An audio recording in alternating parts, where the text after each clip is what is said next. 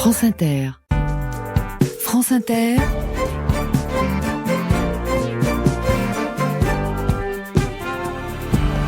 Le téléphone sonne. Vous les avez sans doute croisés cet été dans le train ou sur la route des vacances. En short, le sac au dos, le foulard autour du cou. Les scouts ont la cote. Les adhésions sont en hausse depuis une dizaine d'années et plus encore depuis la crise sanitaire. Ils ne passent pas leur journée sur leur téléphone, non. Ils partent camper en pleine nature de 6 à 21 ans. Ils apprennent à se débrouiller, à jouer ou monter des projets ensemble. Et pour pas cher, la méthode scout serait bien en phase avec les aspirations actuelles. Écologie, solidarité, sobriété. Je fais dans la caricature, me direz-vous. Avec les scouts, c'est difficile d'y échapper. Pendant longtemps, ils ont traîné une image désuète ou ridicule. Du hamster jovial de Gottlieb au scout toujours de Gérard Jugnot, quand il n'était pas désigné comme une école d'esprit militaire, un club pour enfants de la bourgeoisie catholique. Et pourtant, si le scoutisme rassemble près de 180 000 jeunes aujourd'hui en France, c'est sans doute que ses membres ne se reconnaissent pas dans ces clichés. Alors aidez-nous à comprendre le phénomène. Farfadet, Louveteau, Louvette, Chef et Cheftaine, venez nous raconter comment se passent les camps scouts. Vous êtes un ancien scout. Comment avez-vous été marqué par cette expérience? Qu'en avez-vous retiré? Vous avez des questions? Vous hésitez peut-être à envoyer vos enfants chez les scouts? Nos invités sont là pour vous répondre. Ce sera leur BA du jour. 01 45 24 7000 et l'appli France Inter. Le téléphone sonne. 01 45 24 7000. Et la première au standard ce soir, c'est vous, Adriana. Bonsoir. Bonsoir. Vous avez 13 ans. Oui, tout à fait. Alors, racontez-nous votre expérience des scouts. Alors, ça fait 1 an que je fais du scoutisme. Et donc, j'adore cette ambiance de confiance et de convivialité. Donc, on est dans la nature pendant un week-end ou alors pendant le camp d'été. Donc, on se rejoint. Et par exemple, on va construire des meubles ou des tables en abattant des arbres. Donc en fait, il y a vraiment un vrai sentiment de liberté en communion avec la nature et les autres. Par exemple, le fait d'allumer un feu, donc d'être autour du feu avec sous les étoiles en fait, de chanter des chants ou alors de dormir dans une tente, ce qui est vraiment très agréable pour ma part. Donc vraiment, le scoutisme, c'est vraiment quelque chose que j'aime beaucoup. Adriana, vous êtes partie où cet été avec les scouts ? Alors, je suis partie dans le Cantal, près d'une ville qui s'appelle Champagnac. Donc, c'était très beau, il faisait très chaud. Voilà, donc c'était très chouette. Merci beaucoup. Et nous accueillons aussi Olympe, 14 ans au standard. Bonsoir Olympe. Bonsoir. Alors c'était où votre camp scout cet été ? C'était dans la Drôme, dans un grand lieu scout à Pont-de-Barry. D'accord. Alors, et racontez-nous, qu'est-ce que vous aimez chez les scouts ? Alors, moi, ce que j'aime bien chez les scouts, c'est que là, ça fait 4 ans que j'en fais. Et ce que j'aime beaucoup, entre autres, il y a beaucoup de choses, mais notamment le côté intergénérationnel, le fait qu'on soit avec les chefs et qu'on s'entende vachement bien avec les chefs, c'est super. Et puis, moi, j'aimerais bien devenir chef par la suite. J'aime beaucoup aussi le côté qu'on est beaucoup relié à la nature. On dort sous tente, on voit des animaux qu'on verrait pas en ville. On voit les étoiles, on est connecté à la nature, on apprend beaucoup de choses, faire des feux, voilà. On est aussi très autonome, on apprend à faire beaucoup de choses. Les chefs nous aident, mais au scout et guide, ils nous laissent apprendre et faire beaucoup de choses par nous-mêmes. Et donc, ça nous apprend beaucoup la vraie vie. Merci Olympe et merci Adriana pour cette belle entrée en matière. Pour discuter avec vous ce soir, j'accueille Anne-Claire Bellet-Huet qui est en ligne avec nous, déléguée générale des Scouts et Guides de France. Bonsoir. Bonsoir. Et en studio avec nous, Grégory Vandenberg, vous êtes trésorier des éclaireurs des Hauts-de-France. Bonsoir. Bonsoir. Et Jean-Jacques Gauthier, vous êtes un ancien scout, mais vous êtes surtout un historien du scoutisme. Je cite notamment les scouts aux éditions Le Cavalier Bleu dans la collection Idées reçues. Bienvenue à vous aussi. Bonsoir. Alors, j'entends plusieurs choses dans le témoignage d'Adriana et d'Olympe. Qu'est-ce qui attire les jeunes et leurs familles chez les scouts aujourd'hui ? J'ai entendu plusieurs fois le rapport à la nature, notamment. Qui veut commencer ? Grégory Vandenberg, peut-être ? Oui, je pense que dans ces deux témoignages, à travers ces témoignages, on voit la méthode scout qui est utilisée par 180, 200 000 jeunes en France dans nos différentes associations et des millions à travers le monde. Vivre dans la nature, l'apprentissage, la vie en équipe, la relation avec les adultes, voilà, ça fait partie des piliers de la méthode.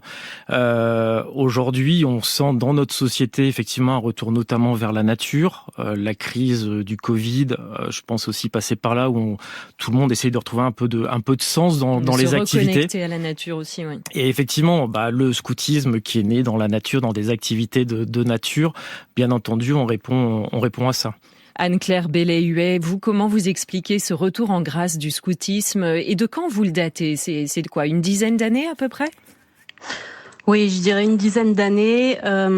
Et comme vous l'avez dit d'ailleurs en introduction, il y a eu clairement une recrudescence après le Covid. Il y a eu un besoin de la société de retour vers la nature, d'évasion au grand air, et on l'a fortement ressenti parce que en effet, ça fait maintenant une centaine d'années que le scoutisme existe en France. Il n'empêche que cette thématique revient aujourd'hui et c'est ça qu'on ressent. Les familles nous disent bien qui veulent autre chose que les écrans pour leurs enfants et qu'ils ont envie de se dépenser dehors et de faire dépenser leurs enfants dehors en pleine nature. Alors moi j'ai une question et au-delà justement. de ça, il y a la question du vivre ensemble, de la citoyenneté, de la solidarité, qui est clairement aussi des thématiques qu'on retrouve directement dans le scoutisme. Et qu'on va pouvoir développer jusqu'à 20h. Merci. Petite question justement. Anne-Claire Bellay-Huet, les portables dans les camps scouts, autorisés ou pas ?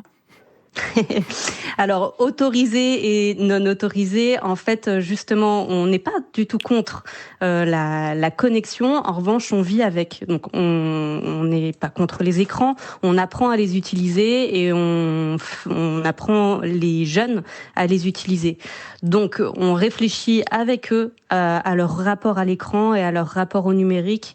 Et en fonction, on est avec eux durant les week-ends, durant les camps, pour avoir des pactes pour les week-ends ou pour les camps.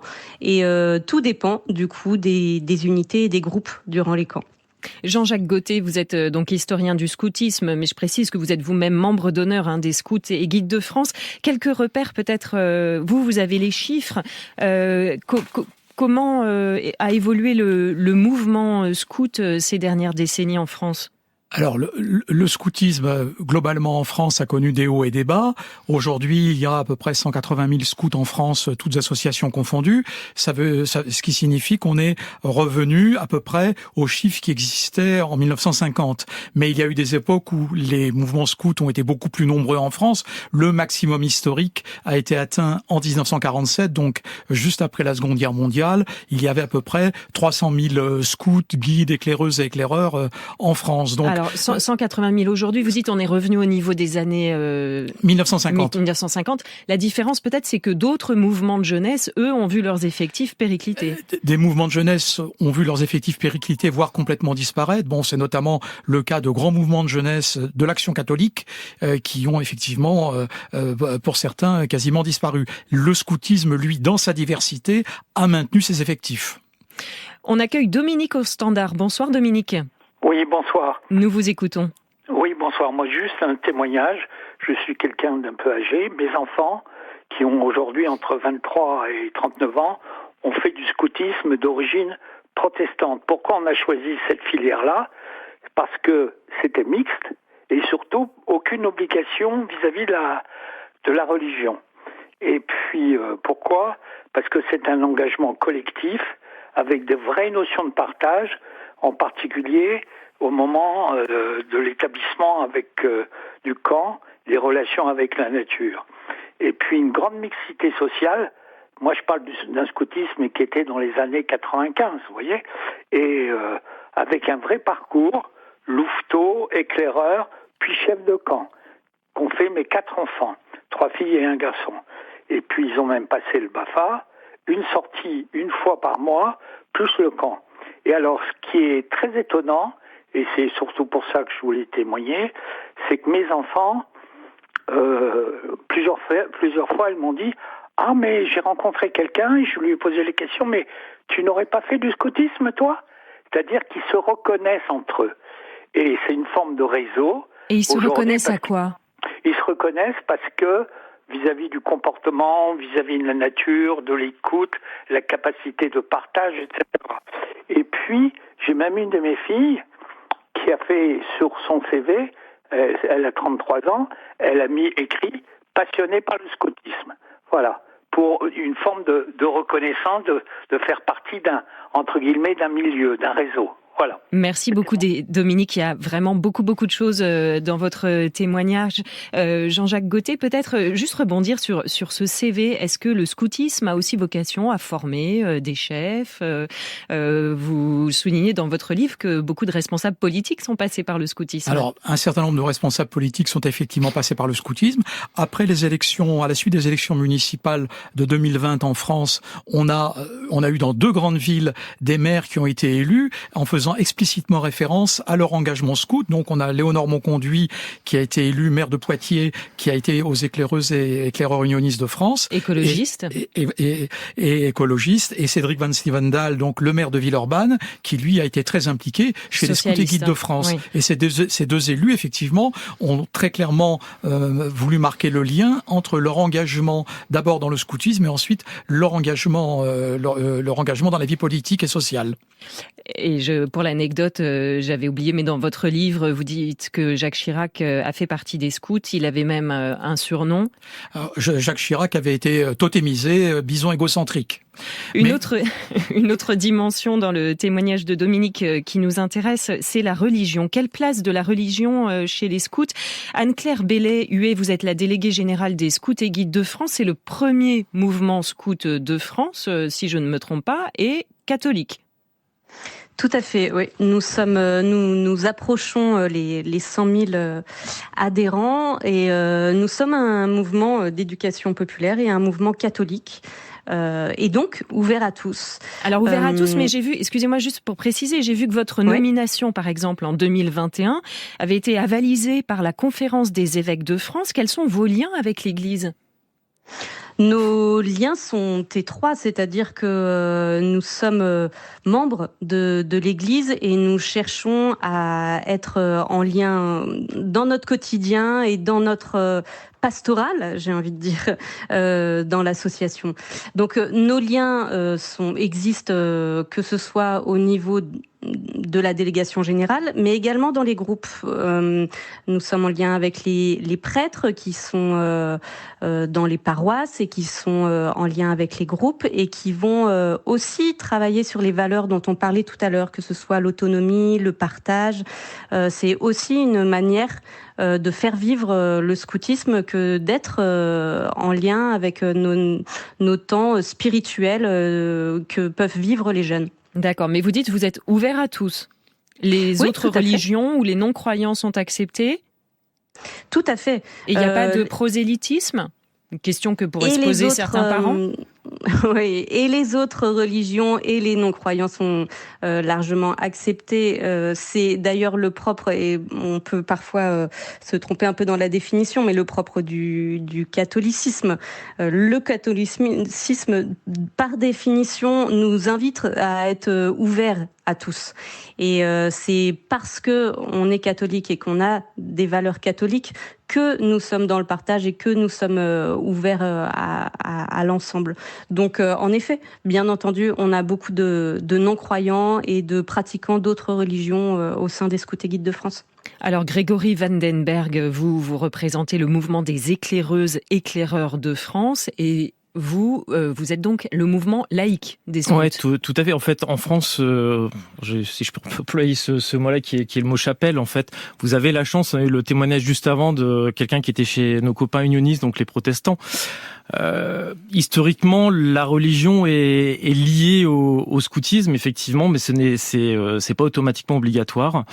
La preuve, nous, les éclaireurs de France, première association créée avec les copains protestants en France en 1911, on est la version laïque du scoutisme. Et donc nous, on parle aussi de spiritualité, parce que c'est partie de la méthode et des piliers du scoutisme, mais une spiritualité laïque. C'est-à-dire, vous abordez des sujets de société. On aborde des sujets de société, on fait des débats, on échange avec les jeunes, alors que ça soit avec nos lutins, les 6 ans, ça peut être sous forme de jeu, ça peut être autour du feu avec les plus grands, des débats de société.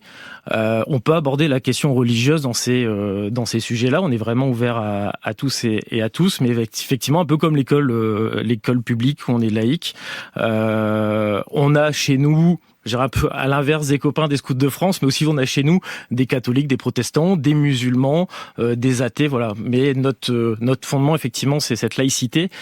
Et on a depuis quelques années aussi, avec la vague comme toutes les associations de scoutisme, on sent aussi dans la population une partie des gens qui viennent chez nous parce que justement on revendique peut-être un peu plus fort qu'avant cette laïcité. Notre sous-titre maintenant c'est Scout et laïque et ça permet de, il y a les gens qui nous interpellent, nous écrivent parce que c'est ça qu'ils cherchent dans le scoutisme.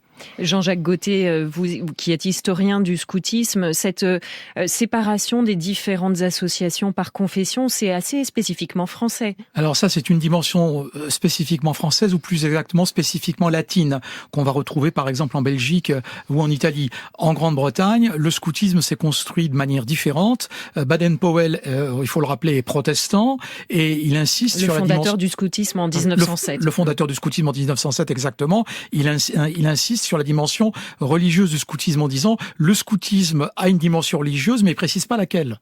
Et c'est en fait à chacun, finalement, de la découvrir en fonction de son système de valeurs. Et effectivement, donc en France, le scoutisme s'est structuré par association sur des bases religieuses. Et en plus, il y a également, c'est une spécificité française, une association laïque du scoutisme, donc les éclaireuses et éclaireurs de France.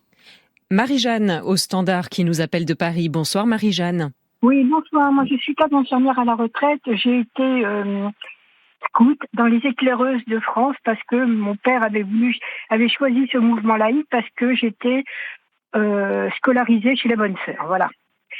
Mes 2 filles, par contre, ont été scouts chez les Guides de France. Elles étaient, par contre, à l'école publique.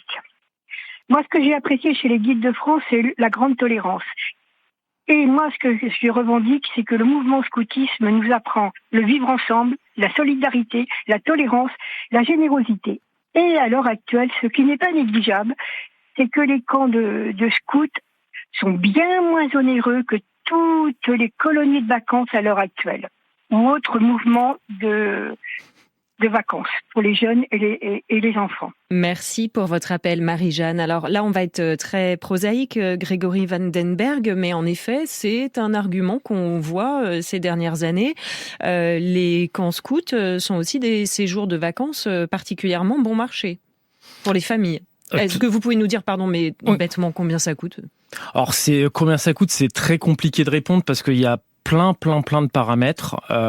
Si je peux prendre un exemple très concret dans mon groupe local, j'ai 100 jeunes là qui sont partis dimanche pour 3 semaines en Suède. Ils ont payé 850 € pour les 3 semaines. Ah oui, 850 € pour 3 semaines en Suède. Voilà. Donc ils sont partis en bus. Alors pourquoi ce tarif-là ? C'est parce d'abord on n'est pas une entreprise privée, donc on n'a pas à faire de bénéfices. On doit faire le juste prix de nos séjours. On paye pas nos animateurs qui sont tous bénévoles, et je tiens ici à remercier l'ensemble des animateurs scouts qui permettent de faire vivre aussi ça. Et on dort, on campe, suivant les séjours, soit dans des forêts, soit c'est des mairies qui nous prêtent des terrains où vraiment effectivement au prix ridiculement bas, soit on est sur des bases où on négocie des tarifs, ou des fois ça peut être aussi un compromis, c'est-à-dire que le propriétaire nous accueille en contrepartie de la fameuse BA, on va réparer quelque chose, on va faire des travaux, et tout ça, ça permet de faire diminuer le prix du séjour. Et à côté de ça aussi, là par exemple sur ce prix de 850 € de mes jeunes, durant toute l'année, les jeunes on fait des actions pour autofinancer ce séjour qui coûte un peu plus cher dans la vraie vie du camp. Question de Carlos sur l'appli France Inter. Elle est pour vous, Jean-Jacques Gauthier. Le port de l'uniforme est-il obligatoire et que représente-t-il ? Alors l'uniforme est quelque chose qui au départ a été très symbolique et qui a été conçu par Baden-Powell. C'était effectivement jusque dans les années 1950, tous les scouts portaient à peu près la même tenue, donc les chapeaux à 4 bosses et un uniforme kaki ou bleu marine en ce qui concerne les filles. Bon, c'est un élément d'identification, un élément de cohésion du groupe. Donc aujourd'hui, effectivement, les uniformes, les tenues ont beaucoup évolué selon les associations. Il reste quand même un certain nombre de points communs, notamment il y en a un qui est très symbolique, qui est le port du foulard. Tous les groupes locaux de toutes les associations portent un foulard qui les différencie. Le foulard, effectivement, même au plan international, puisque le scoutisme est une fraternité internationale, c'est quelque chose qui effectivement identifie les scouts. C'est un symbole de cohésion du groupe, c'est un symbole effectivement de la fraternité mondiale que constituent le scoutisme et le guidisme. Oui, Grégory Vandenberg. Si je peux juste rajouter, alors je suis dans une association où la tenue, l'uniforme, c'est des grands débats. Hein. On n'a pas une tenue officielle, un peu comme chez Scouts de France. Mais en tout cas, la tenue aussi, on parlait tout à l'heure de symbole. Dans le symbolisme, il y a la progression individuelle. Ça permet aussi le support de matérialiser la progression individuelle et collective que les jeunes apprennent chez nous. Ça sert aussi à ça, d'avoir une tenue chez les scouts. En plus, effectivement, de tout ce que je viens de dire sur la reconnaissance à un mouvement, comme un club de foot a sa tenue officielle, le club de karaté, pareil. Rémi nous appelle de Lyon. Bonsoir Rémi. Bonsoir. Soyez le bienvenu, nous vous écoutons. Alors moi je voulais faire un petit témoignage dans le sens où j'ai été scout en France depuis mes 7 ans jusqu'à mes 25 ans. Et vraiment sur l'explosion du scoutisme qu'on observe depuis maintenant pour moi 25 ans, j'aurais bien aimé revenir juste sur un accident tragique qui a eu lieu au début des années 2000 avec des scouts marins qui avaient fait beaucoup de mal au scoutisme. Beaucoup de mal dans le sens où... C'est un accident de bateau, hein, si je me souviens bien. Absolument. Jean-Jacques Gauthier, vous pouvez peut-être nous resituer l'affaire ? Donc le 22 juillet 1998, un groupe 4 scouts d'une petite association catholique intégriste font naufrage en Bretagne lors d'un camp. Il y a également l'un de leurs sauveteurs est noyé, et donc les responsables seront jugés et condamnés pour les imprudences graves qu'ils ont commises et les défauts de préparation de ce camp. Rémi, pardon, je vous laisse poursuivre. Bien sûr, merci pour ces précisions. Et du coup, aujourd'hui, j'ai commencé mon scoutisme dans ces périodes-là.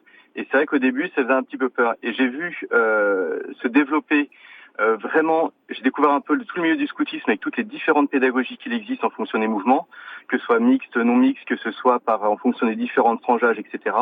Et je voulais juste témoigner en disant que c'est vraiment quelque chose d'incroyable, toute cette diversité qu'il existe, toutes ces méthodes qui sont différentes.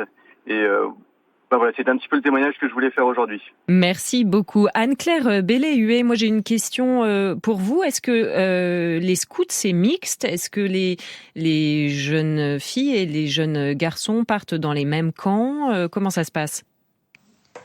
Oui, tout à fait. Alors, comme vient de témoigner cette personne, hein, il y a diverses méthodes, mais au-delà de la méthode, c'est diverses manières de vivre les camps, de vivre les activités. Et nous avons des camps et des activités qui sont mixtes, comme on dit, donc filles et garçons, comme n'importe quel accueil collectif de mineurs. En cela, on a aussi dans notre projet éducatif, et pour nous c'est quelque chose d'important et encore plus important aujourd'hui, on met l'accent sur l'égalité homme-femme. On cherche à éduquer les hommes et les femmes dans leur égalité et de s'engager pour l'égalité. Et donc, pour cela, nous faisons des activités en lien avec ces thématiques-là. Donc oui, tout à fait. On a des activités qui peuvent se faire que entre garçons, que entre filles, mais aussi entre filles et garçons. Grégory Vandenberg, mixte ou pas mixte, les éclaireuses, éclaireurs de France? Ils ont été les premiers. Nous, on a une antériorité depuis 63 ou 4, j'ai un trou de mémoire, sur effectivement où on a fusionné notre branche filles et garçons. Donc nous, c'est quelque chose qui je veux pas dire que c'est du passé parce que, comme vient de dire, c'est un combat de tous les jours, de quand même la question de la mixité, la question de la femme dans notre société. On est au cœur de la société, donc tous les débats de société qui traversent la France et j'irais même le monde, parce qu'au niveau mondial, dans nos instances, on les retrouve, on les vit sur nos camps, on les vit sur nos activités. Mais effectivement, ça fait depuis les années 60 qu'on travaille ensemble, filles garçons, sur nos activités. Jean-Jacques Gauthier. Alors effectivement, les éclaireuses éclaireurs de France ont été la première association française à faire le choix de la mixité à partir de 1964. Mais ce qu'il faut bien comprendre auparavant, c'est que les associations féminines de scoutisme, il y en avait deux. Il y avait les Guides de France et il y avait la Fédération française des éclaireuses, ont été des associations exceptionnelles en ce sens qu'elles ont permis à un tas de jeunes femmes de prendre des responsabilités que la société française leur refusait. Dans les années 20, dans les années 30, les années 40, au moment où les femmes n'ont pas le droit de vote, les associations féminines de scoutisme permettent à des jeunes femmes de prendre un tas de responsabilités, alors que la société française ne le leur permet pas. Et quand les femmes françaises ont le droit de vote en 1944, parmi les premières qui vont être élues en 1945, il y a un tas de jeunes filles et de jeunes femmes qui sont chez les guides et qui sont chez les éclaireuses et qui continuent leur engagement civique dans les municipalités. Elles continuent l'engagement qu'elles ont découvert dans le scoutisme. Nous accueillons aussi Laurent au standard. Laurent, vous nous appelez de Bénodet. Bonsoir et bienvenue à vous. Bonsoir. Nous vous écoutons. Oui, en fait, c'est parce que j'ai écouté l'émission précédente, la vôtre, et j'ai fait le lien entre le scoutisme et puis ce qui s'est passé sur les jeunes en lien avec leur sexualité différente, mais plus généralement qui sont différents. Et ça m'a fait venir cette réflexion en me disant, mais comme dans toute organisation où il y a quelques individus, donc c'est parole contre parole, comment protège-t-on les gens qui sont différents ? Bon, Grégory Vandenberg, est-ce que vous voulez réagir ? Comment ça se passe chez les scouts ? Est-ce que vous accueillez des jeunes LGBT, par exemple ? Tout à fait. Alors là, je vais dire que ça va dépendre un peu de la sensibilité de certaines associations qui sont peut-être, on parlait tout à l'heure avec le drame de Perros-Guirec en 99, il y a des associations qui sont peut-être un peu plus intégriste, renfermé, un catholicisme peut-être un peu, mais chez nous, mais d'ailleurs comme chez les scouts de France, c'est des choses où les éclaireurs unionistes qui sont aussi pas mal en avance c'est des sujets qui sont travaillés, traités au niveau national dans nos stages BAFA. On sort, on a un cahier, un livre genre et sexualité à l'attention de tous nos cadres, de comment on accueille, comment on peut accompagner des gens LGBT, des gens qui veulent aussi faire des transitions, comment on peut aussi les accompagner. Le principe, en tout cas pour moi, c'est que le scoutisme ne doit pas rejeter l'autre puisqu'on est justement ouvert à tous et on accompagne et on co-construit, je pense, les jeunes dans leur vie d'adulte à travers le chemin qu'ils partagent avec nous. Anne-Claire Bellay-Huet, je voulais revenir sur la question de la sécurité qu'a évoqué l'auditeur précédent. La philosophie donc des camps scouts, c'est quand même aussi de partir dans la nature, parfois aller frapper à la porte des habitants. Il y a cette responsabilisation, cette quête de l'autonomie. Comment on arrive à la concilier avec la sécurité, ou est-ce que vous mettez le curseur chez les scouts ? Ça doit pas toujours être si facile à faire. Alors déjà, il est clair que nous sommes un accueil collectif de mineurs, donc nous sommes complètement dans la légalité. Je pense que même si ça va de soi, c'est important de se le redire. Nous avons des animateurs qui ont été formés au BAFA, au BAFD, donc brevet d'aptitude de formation de direction. C'est quand même très important de dire que toutes les personnes, même si elles sont bénévoles, et alors je contribue encore plus à ce qu'a pu dire Grégory tout à l'heure, le scoutisme n'existe que grâce aux bénévoles. Et ces bénévoles sont formés, ces bénévoles sont connaissent la légalité. Donc ça c'est important de pouvoir le dire. Ensuite, la question de l'autonomie dont notamment les deux premiers témoins donc de 13 et 14 ans ont parlé. Il existe dans un cadre et au fur et à mesure des années et des tranches d'âge qui sont vécues. Il est évident que nous ne mettons pas la même autonomie à un jeune de 8 ou 9 ans qu'à un jeune de 15 ou 16 ans. Et cela est également très structuré et très encadré. C'est quelque chose qui est appris au-delà des formations BAFA et BAFD que nous faisons dans notre quotidien et dans les formations qu'on peut faire au-delà des BAFA et des BAFD.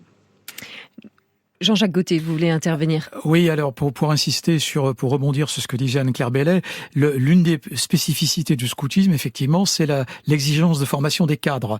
Et très tôt, c'est Baden-Powell, donc le fondateur du scoutisme, qui dès 1919 avait créé un centre de formation pour les chefs scouts à côté de Londres, et les Français très rapidement l'ont recopié, donc d'abord au château de Capy pour les éclaireurs de France, et puis après au château de Chamarande pour les scouts de France. Cette question de la formation des cadres, elle est vraiment au cœur de l'action des cadres du scoutisme pour effectivement proposer des activités de qualité aux jeunes. J'ai un témoignage d'Aurélien sur l'appli France Inter qui nous dit qu'il a été chef scout pendant 5 ans et que ça lui a permis de développer des compétences professionnelles en étant directeur de camp et que ça lui a aussi apporté une ouverture sur le monde en étant confronté à des jeunes de tout milieu. C'est la transition avec la prochaine auditrice, Claire, qui nous appelle de Corrèze. Bonsoir Claire.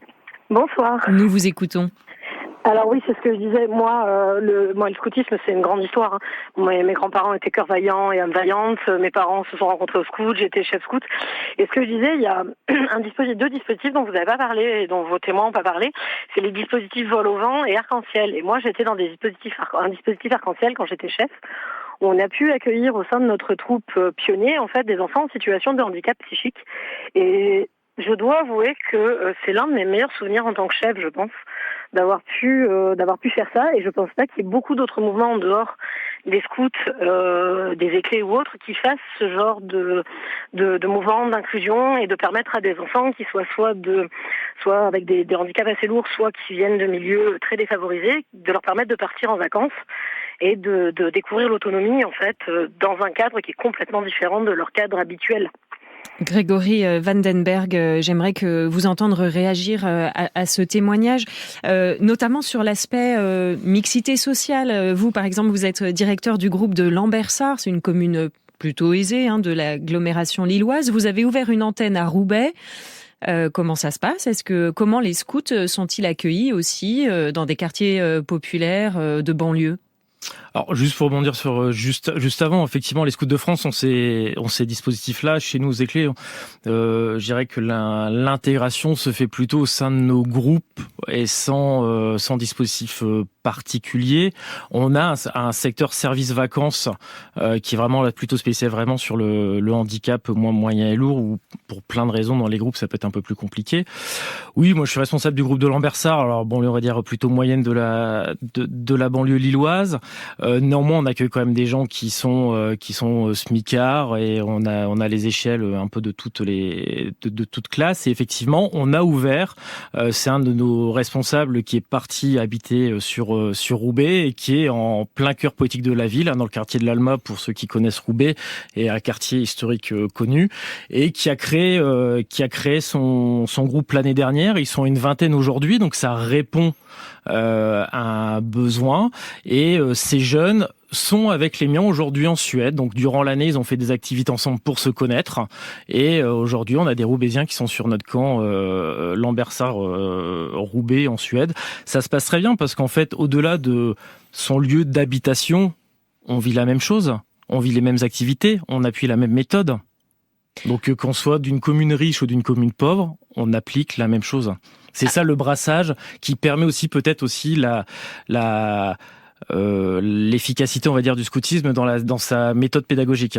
D'accord. Alors il y a cette volonté sans doute de brassage que je ne remets pas en cause, mais c'est vrai que les scouts traînent encore cette image de mouvement qui est plutôt bourgeois, BCBG, catholique, Jean-Jacques Gaultier. Cette ouverture, elle se fait aujourd'hui envers les milieux populaires, les banlieues où il y a aussi une forte population musulmane. Est-ce que ça fonctionne ? Cette ouverture, elle se fait. D'abord, ce qu'il faut quand même rappeler, c'est qu'historiquement, le scoutisme s'est créé sous le signe de la mixité sociale. C'est vraiment un choix. Le premier camp scout... Dans la philosophie, j'en doute pas, mais dans les faits... Mais dans la pratique également. Il y a le programme, notamment chez les Scouts de France, de scoutisme en quartier, avec effectivement des unités qui fonctionnent dans des quartiers en difficulté. Alors, ceci dit, il faut pas se leurrer. C'est des choses qui sont complexes, qui nécessitent des chefs formés, mais qui ont concrètement un certain nombre de résultats pratiques. Et je parlais tout à l'heure du maire de Villeurbanne, Cédric Van Sivendal. C'est justement en commençant l'animation des unités scouts de France dans les quartiers en grande difficulté qu'il a découvert l'importance de la politique de la ville. Il était responsable d'ailleurs de la politique de la ville chez les Scouts de France et qu'il a pris après l'engagement qui a été le sien.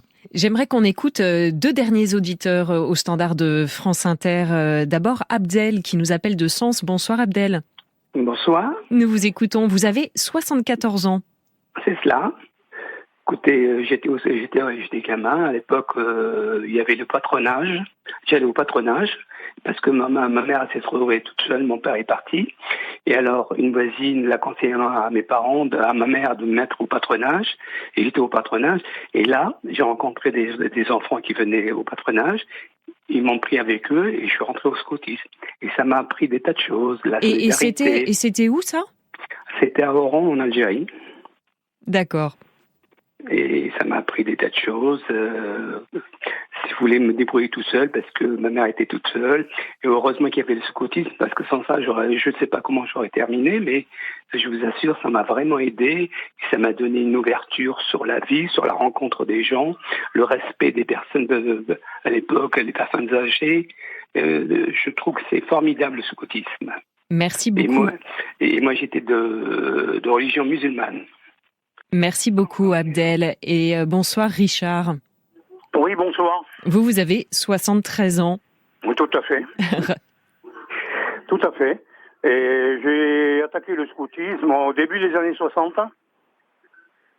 Je vous entends plus, là. Oui. Et vous vouliez nous parler d'un souvenir en particulier, je crois. Alors, un souvenir particulier. En 1965, je suis descendu avec mes parents dans la région béarnaise, sur Pau. Il y avait une troupe, la 7e, donc qui avait un projet dans le cadre de la réconciliation franco-allemande. Et nous avons travaillé là-dessus pendant à peu près un an, pour un petit peu s'autofinancer. Et il y avait pas mal de subventions évidemment qui étaient données par l'État, puisque c'était un peu la politique de réconciliation entre la France et l'Allemagne. Donc vous êtes parti en Allemagne en 1965 et vous avez rencontré des scouts allemands. Voilà, tout à fait. C'est-à-dire que nous avons déjà commencé par la Suisse, l'Autriche et l'Allemagne, bien sûr, et on a terminé par l'Italie sur 28 jours. Et à l'époque, on avait payé l'équivalent d'une trentaine d'euros. Vous voyez, les choses ont beaucoup changé, malheureusement. Mais bon. Et voilà, donc moi, effectivement, ce que je retire effectivement de cette expérience-là, c'est ce qui m'a beaucoup marqué, c'est tout ce qui est de l'antiracisme. On a beaucoup parlé et apporté au niveau de tout ce qui était tolérance, antiracisme, etc. Merci beaucoup, voilà. Richard. Je voudrais qu'on laisse le temps à nos invités de réagir à vos propos. Jean-Jacques Gaultier, le scoutisme, dès ses débuts, il est international et aujourd'hui, c'est 60 millions, c'est ça l'estimation de scouts dans le monde ? Dès ses débuts, donc le scoutisme est international puisque Baden-Powell, donc le fondateur, organise dès 1920 un jamboree, donc la première réunion mondiale de scouts, donc qui se tient à Londres et qui se tient tous les 4 ans. Et actuellement, il y en a un de Jamboree qui se déroule en Corée et qui d'ailleurs rencontre quelques difficultés. Ah oui, alors ça c'est peu de le dire. Il y avait 40 000 participants. Ils ont dû être évacués à cause des chaleurs, de la menace d'un typhon, mais visiblement aussi d'une organisation défaillante. Absolument.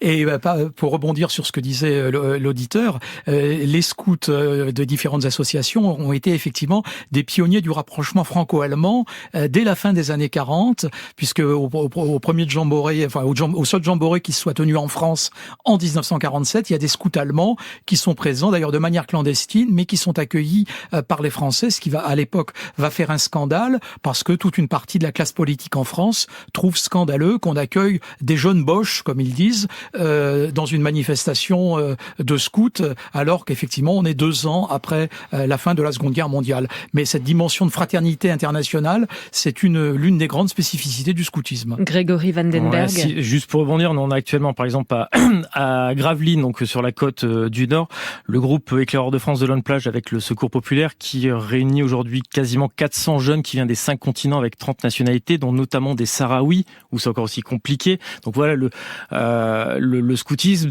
transgresse des fois, mais justement pour essayer de faire tisser du lien en partant, comme disait Baden-Powell, essayer de laisser le monde un peu meilleur qu'en arrivant par notre action de scout. Et on essaye, voilà, par ces liens-là, de tisser la jeunesse, des liens entre la jeunesse pour avoir un monde meilleur, comme on dit chez nous. J'ai une dernière question pour vous, Grégory Vandenberg. C'était celle d'Olivier que j'ai pas eu le temps de prendre au standard, qui nous a entendu parler de couper des arbres pour dresser des camps et d'allumer des feux en période de canicule, et qui nous disait finalement, est-ce que c'est bien écolo tout ça ? C'est complètement écolo. On est écolo dans l'âme. On adapte nos camps.